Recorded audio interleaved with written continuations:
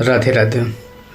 अत्र शूरा महेश्वासा भीमार्जुन समायुधि युधानो विराटश्च द्रुपदश्च महारथः दृष्टकेतुश्चेकितानः काशीराजश्च वीर्यवान् पुरुजित्कुन्तुभोजश्च शैव्यश्च नरपुङ्गवः युधामन्युश्च विक्रान्त उत्तमौजाश्च वीर्यवान् सौभद्रो द्रौपदेयाश्च सर्व एव महारथाः।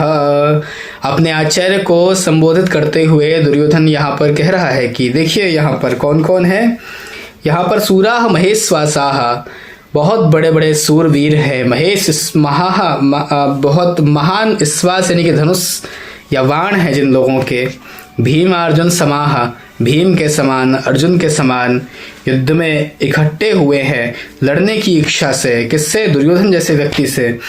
यहाँ पर द्रुपद है और धृष्टकेतु है और काशीराज है, पुरुजित कुंतीभोज है, शैव्य है, ये सब मानवों में श्रेष्ठ हैं।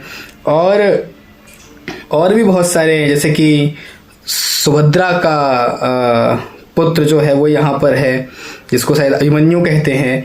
द्रौपदी के पुत्र यहाँ पर हैं। ये सब के सब महारथी हैं। लड़ने की इच्छा से आचार्य जी यहाँ पर खड़े हुए हैं।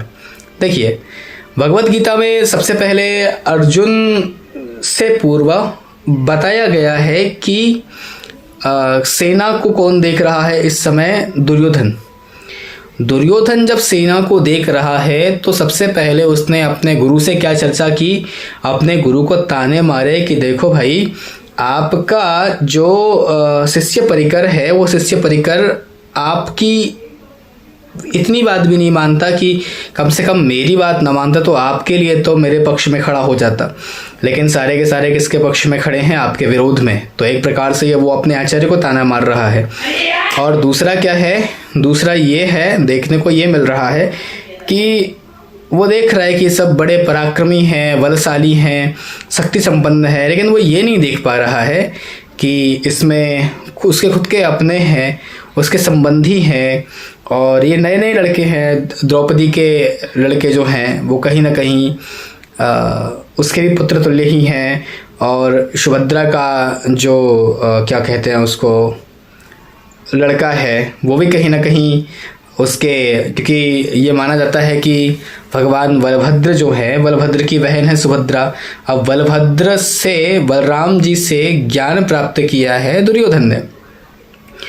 तो भगवान श्री कृष्ण से अगर शत्रुता है भी तो कम से कम अपने गुरु की बहन के बेटे का तो कम से कम मान सम्मान रखना चाहिए।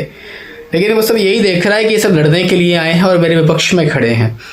और अगले श्लोकों में हम देखेंगे कि अर्जुन की स्थिति क्या है कि वो देख करके शोक करेंगे। तो भगवद गीता का ये श्लोक हमें ये सिखाता है कि ये श्लोक नंबर प्रथम अध्याय का 4, 5, 6 है। ये हमें ये सिखाते हैं कि जिस व्यक्ति की बुद्धि दूषित हो गई हो, जो व्यक्ति अहंकारी है, जो सिर्फ अपने विषय में सोचता है, वो ये नहीं सोचेगा कि उसके कार्य से कितना बड़ा नुकसान हो रहा है, कौन कौन लोग वीर गति को प्राप्त हो जाएंगे, उसका परिणाम क्या होगा। राधे राधे।